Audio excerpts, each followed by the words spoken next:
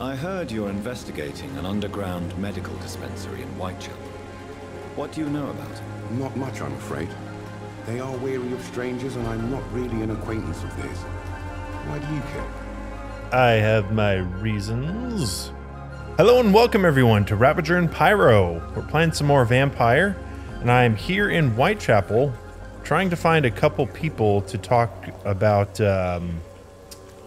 Nurse Crane's setup that she has.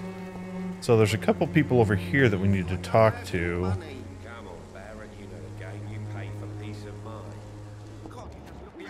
These guys are both unknown. Let's go ahead and talk to them. Welcome, sir. Please take a browse of my wares. I am Dr. Reed. I would like to ask you a few questions, if you don't mind. Doctor? Interesting. I'm Barrett Lewis. Usually I don't have time to waste with talk, but at this hour of the night I can hardly refuse.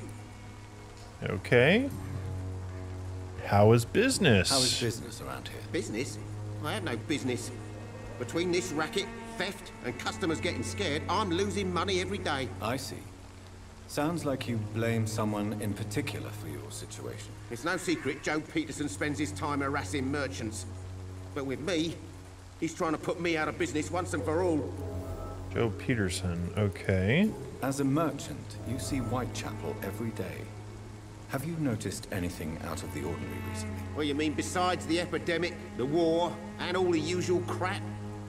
As long as I can remember, this part of town has been a bottomless pit, and no sign of the bottom yet. Have you been hurt? No, but that's only because I ran like hell. Those men were raving lunatics, I tell you. Not even able to speak anymore, just screaming. Sounds like he ran into some skulls, possibly. Violence is increasing in the borough. Yeah. A few nights ago, some blokes jumped me. Came out of one of the condemned workshops. Fever. Madness, something like that. Where did this happen? Why did you go there? In the closed workshops nearby. I worked there as an apprentice in better days. Now I only go to find trinkets or tools. Too bad I was mugged though. There was good money in that little box of loot I lost. Okay, I wonder if I can get that back. Yeah. New investigation. Let's see if he needs any medical help. Do you need help, sir? I only need you to purchase something from my shop, sir. Funny. Okay. I thought I unlocked some stuff. Maybe not about that.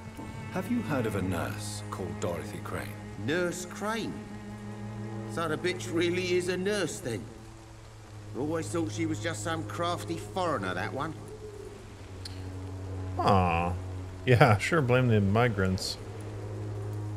She's just trying to help. So she's trying to help her fellow immigrants. Why would that make her a villain? Dorothy Crane ain't even a real name. Something like Dorothea Craniu. Something like that. Came to England fleeing the war, I was told. That doesn't explain why she irritates you so much. Your precious Nurse Crane gives away medical supplies and prescriptions for free. I offered to sell it for a fair cut, but no. Miss Crane wanted to play the quiet saint. What a terrible woman helping people. Oh my gosh. How dare she? I thought it said I unlocked something. Maybe not. Maybe it was for other people. Right then. Show me what you have. Okay, so he has some shards, springs, grease. So he has like junk and alchemical ingredients. Tiny handle part. How many? I wish it would tell me how many of these I have. Because I think the number on the bottom right is how many he has. I mean, I guess I could look at my own stuff and see. I have 2 tiny common handled parts. He's selling tiny good handled parts. Should I buy one? I've only got 197 shillings. Is there anything worth selling that I don't need? Treatments. Can be recycled. Yeah, all this stuff can be recycled. I don't really want to get rid of that. I think I'm good for now. Let me talk to the... Where'd the other guy go? Where'd the other guy go? Oh, probably you. Huh. Do I know who you are yet? Joe Peterson, yeah. Oh, let's go ahead and talk to him. I should Excuse me, sir. I have a few questions for you. Another journalist? I didn't answer the first one, so piss off! I'm not a journalist, I'm a doctor. A doctor, you say? It's quite a rare breed in this part of town. Really? But still, here I am. Dr. Jonathan Reed, at your service. I'm Joe Peterson to some, but Colossus Joe to most. And I don't remember asking for your service, sir. Ah, yeah, here we go. Unlock that. May I ask what you do around here? I do whatever I want, and sometimes even more. Now sod off. This guy sounds like a jerk. What's his measure? 3. Okay. According to you, physicians are scarce in this part of town. Why is that? Not familiar with this neighborhood, are you? I guess your fancy colleagues are too afraid of being stabbed in the back. This part of town does have quite a reputation. Would you say it's justified? Totally. Look at me, for instance. I always look my opponent in the eye before knocking him out. How did you become the local bully everyone is afraid of, Joe? There's no pride in roughing up poor bastards. But this is the only job I've found. And it pays well, too. A job? So you're racketeering for someone else? I got enlisted by the Wet Boot Boys, a gang from the docks. I'm their muscle for their dirty work. You are a criminal who endorses criminal activity. The least you could do is stop hiding behind this pretense. I don't care what you think, sir. I do what I have to do for my own reasons, and that's that. I'm not sure Mr. Lewis would agree with your by all means necessary philosophy, sir. Oh, do you really think he's the poor victim here? Barrett can be as sneaky as anyone. Long ago, I even called the bastard my best friend. Really? Okay, so I need to talk with him about that. Any more personal questions? No. Have you heard of a nurse named Dorothy Crane? She's a colleague of mine, and is supposed to live around here. Dorothy Crane? Yeah, I know her. One of the few good souls who dare to help the sick around here. Could you please tell me more about her? She's a nice girl. Tries to help the migrants. I offered to give her a hand, but she said my reputation would attract too much attention. Makes sense. Goodbye, Mr. Peterson. All right, let's go back and talk to... Oh, gosh, man, the camera. Go back and talk to this gentleman. I think I have something else I can say. Personal questions. Joe Peterson. He's the villain here, isn't he? But you seem to know each other. I've known Joe for years. I saw him box once or twice. He was a friend then. But these days, he's just another thug. Okay. What can you tell me about Mr. Peterson? Besides his behavior toward you, obviously. Colossus Joe was a decent boxer, good one even. But after his wife passed away, he found every excuse to stop training. Just wanted to pick fights with everyone. Yep, he was hurt. Yeah, mourning is never easy. It's never easy to find a new path in life, especially after the loss of a loved one. But crime is certainly not the best option. We've all had some rough times, ain't we? But most of us don't use our fists to see us through. And no one has ever stood up to this thug. Nobody would be fool enough to stand against the Wet Boot Boy. I don't like the Wet Boot Boys, but they seem... Goodbye for now. I think the alternative is communists.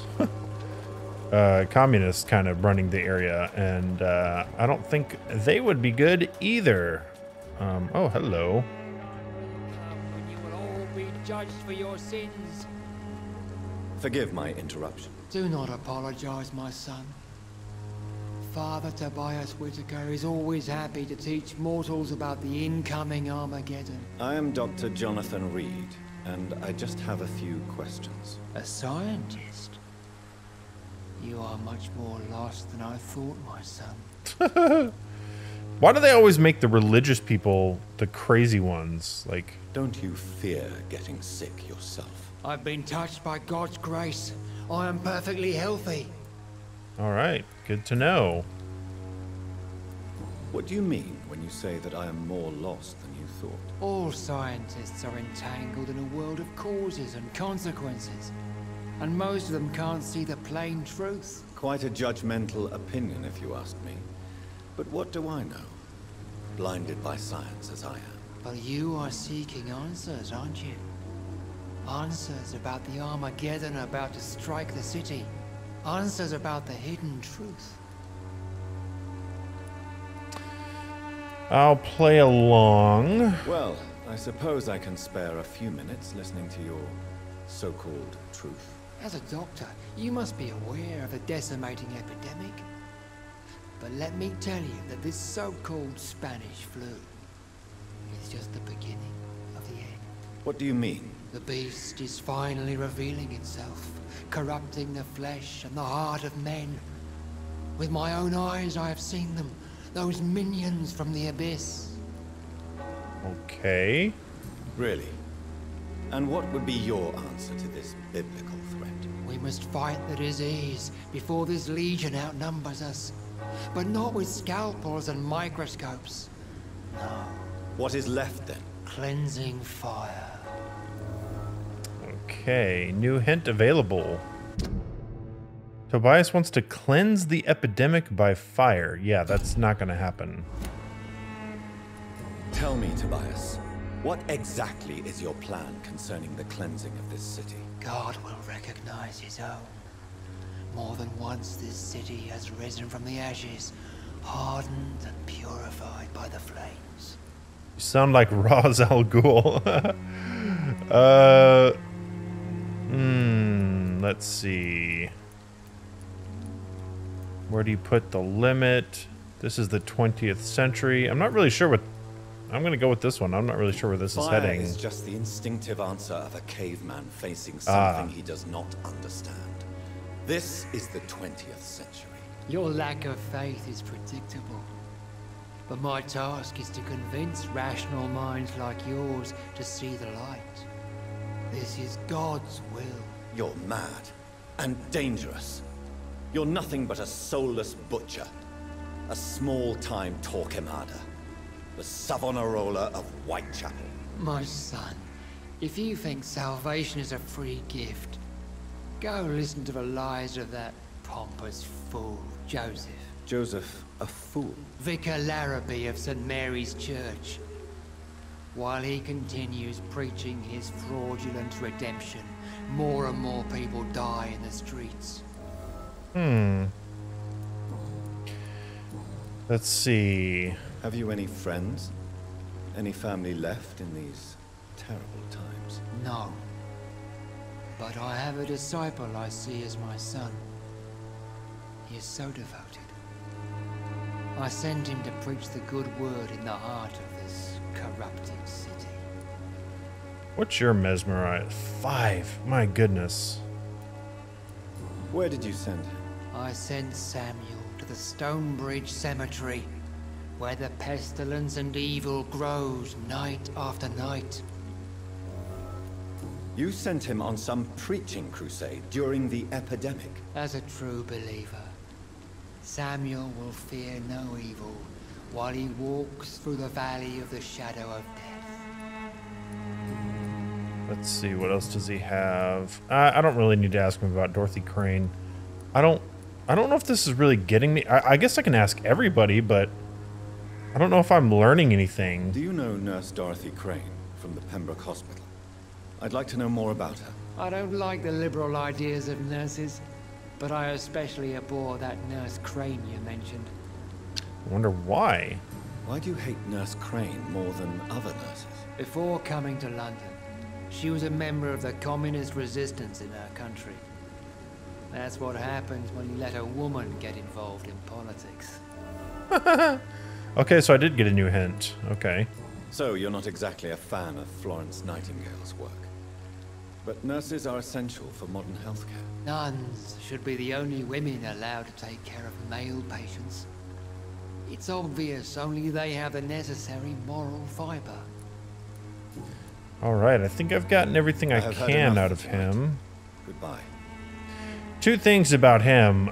He said, cleansing the city with fire is God's will. Like, okay. All right, sure, fine. Where's the scripture that you're using to back that up? Oh, you don't have a scripture? Oh, it doesn't say that in the Bible? Oh! I'm assuming he's a Catholic priest or Protestant priest because he has a cross. And yeah, if you're going to have something like that, you need to have some scripture to back that up. Multiple scriptures, in fact. Yeah, and then he was talking about salvation not being a free gift. It's totally a free gift. That's the whole point. But anyways, all right, who are you? An unknown guy. I'm still looking for Richard and Clayton. Let's see who you are. Excuse me, sir. Are you familiar with this part of town? Name's Clayton Darby. Ah, here we go. Sorry, I'm new to Whitechapel. But perhaps you could help me since you're a journalist. My name is Jonathan Reed. Dr. Reed, the famous surgeon. I'll gladly help if I'm able, sir. Okay, let's ask him all the other stuff first. Have you any idea of the danger you face in these streets at night? I've had to run and hide more than once from frenzied mobs incensed by the fever. Do you think the flu is really responsible for this, Doctor? No, it's vampire. Yeah, vampiric flu. It's, you know, it's a form of. Anyways, this is it's not a simple. I'm convinced there is more at work here than a simple epidemic. Really? To be honest, I could say the same. Some of the sick I saw or heard of. My God, what happened to them? Yeah, it's not a good situation that's going on. What is a journalist doing in this borough after sunset? He goes where none of his colleagues would dare to go, to inform the country. You sound like a good journalist. So you risk your life to reveal the truth. I saw many reporters do the same during the war. Whitechapel is the crucible of so many untold stories and tragedies. I want people to know them. Yeah, you sound like a good guy. That's quite honorable of you. But is the public interested? Not at all, sir. And that's why I'm an independent journalist, hoping to sell some stories. Could I buy some just to kind of help you out? Why are the newspapers keeping silent about the Spanish influenza? It's as though none of you care. There's a war going on. People shouldn't be demoralized by news of deadly diseases.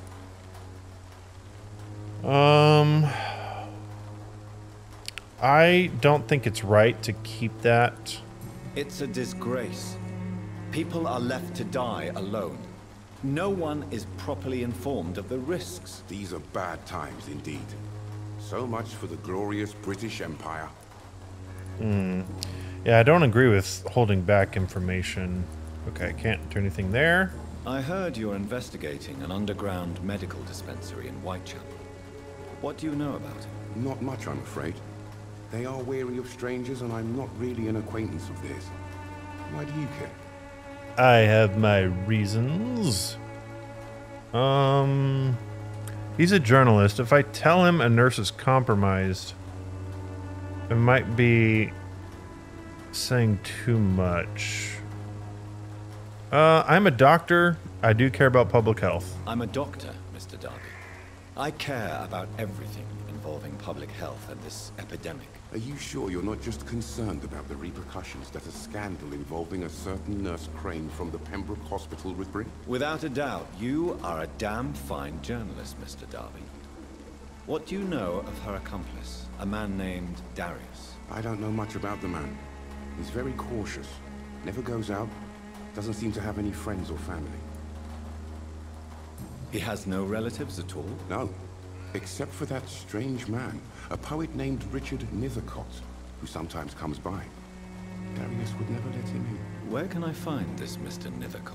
He spends most of his time lurking around Whitechapel, talking to himself or declaring verses. These days, you can usually find him behind the church. Oh, good to know.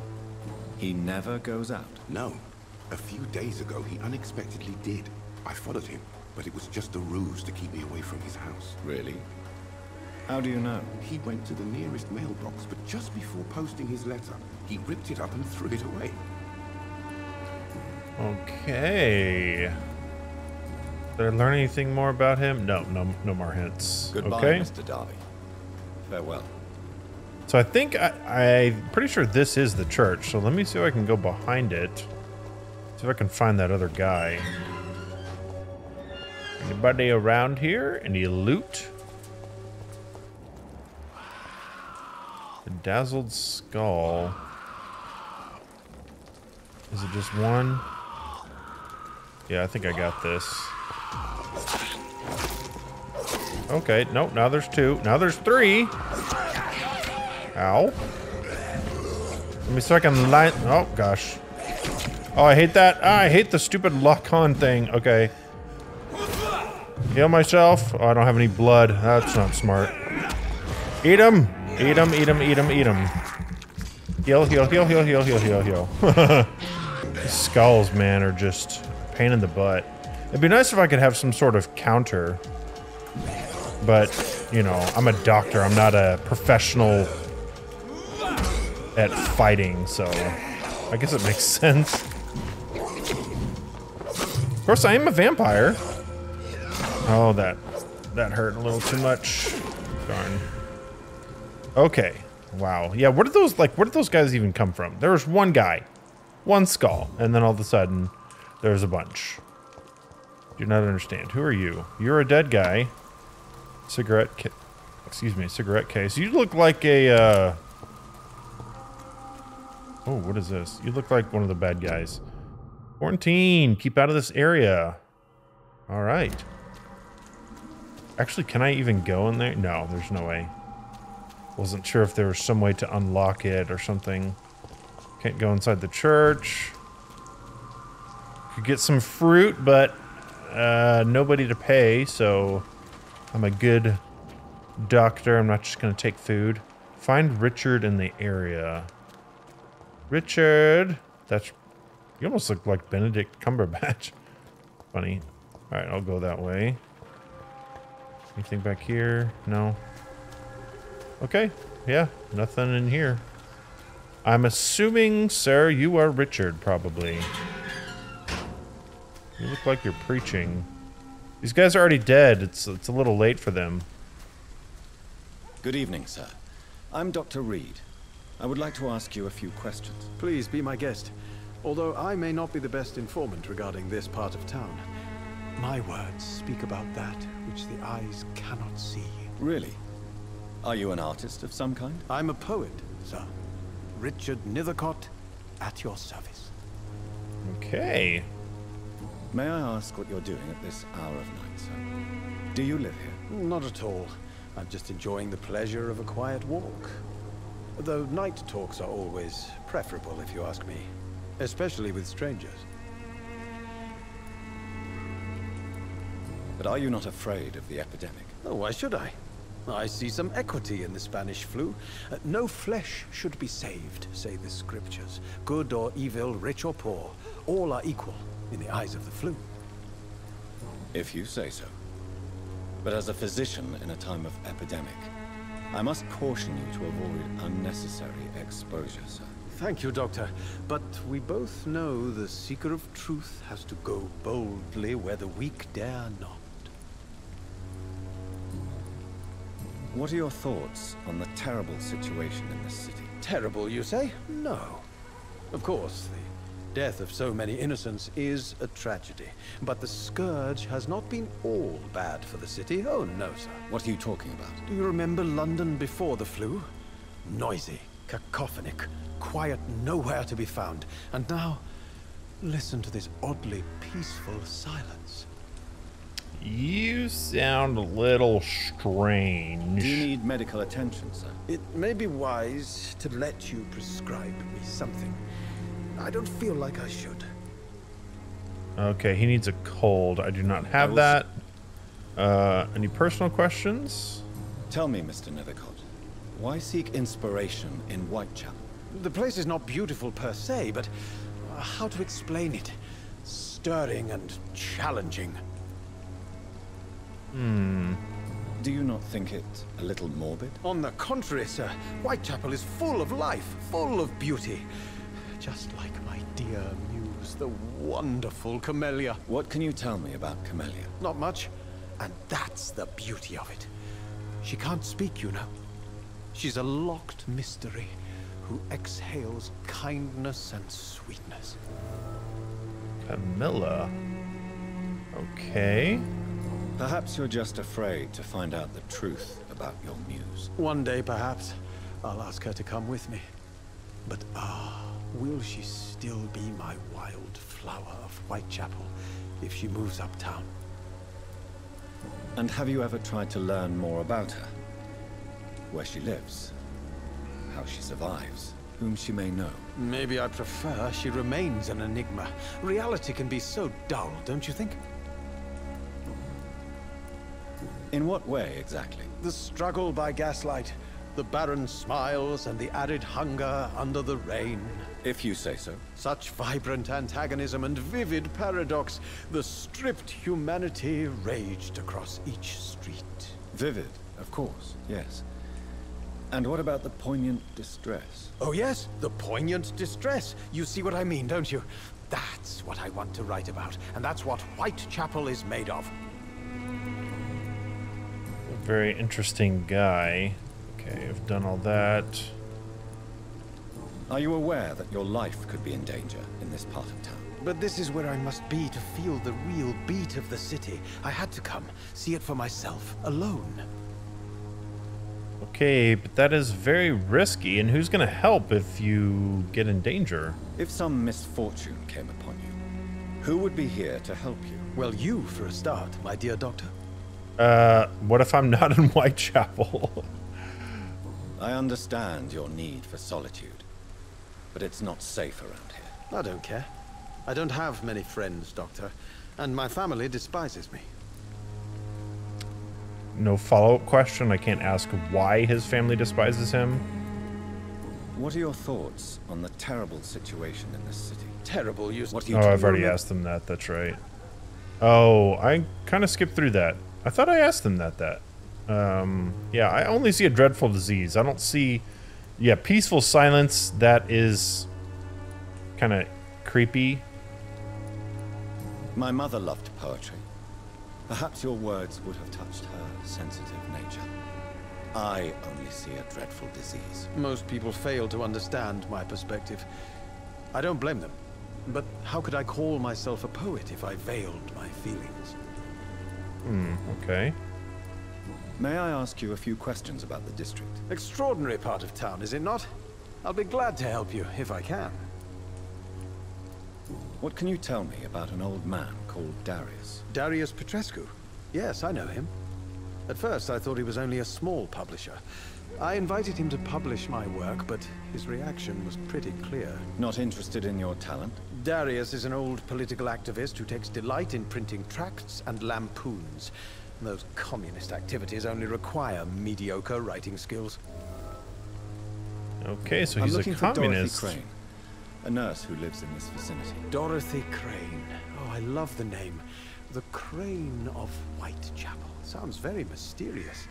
But, sorry, no, never heard of her. Okay, nothing else from I'll you. leave you alone, sir. Quite an interesting... like, the idea of communism sounds great. Oh, you know, everybody gets shares and everybody gets enough. Everybody has enough stuff. But it doesn't work when the government forces that on us. Ooh. Okay, this is a editor refusal letter.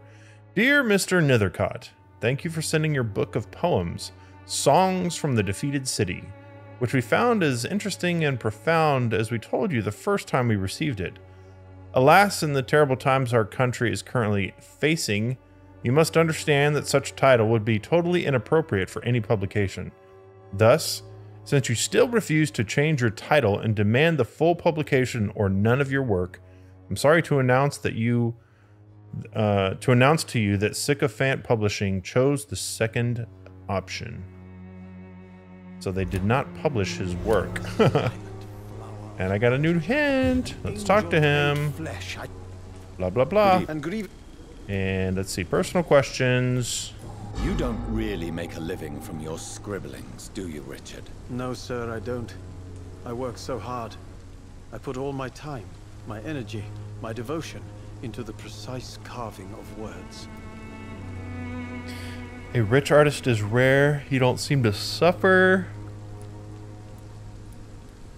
Still, you don't seem to suffer from poverty. With thanks to my parents, actually.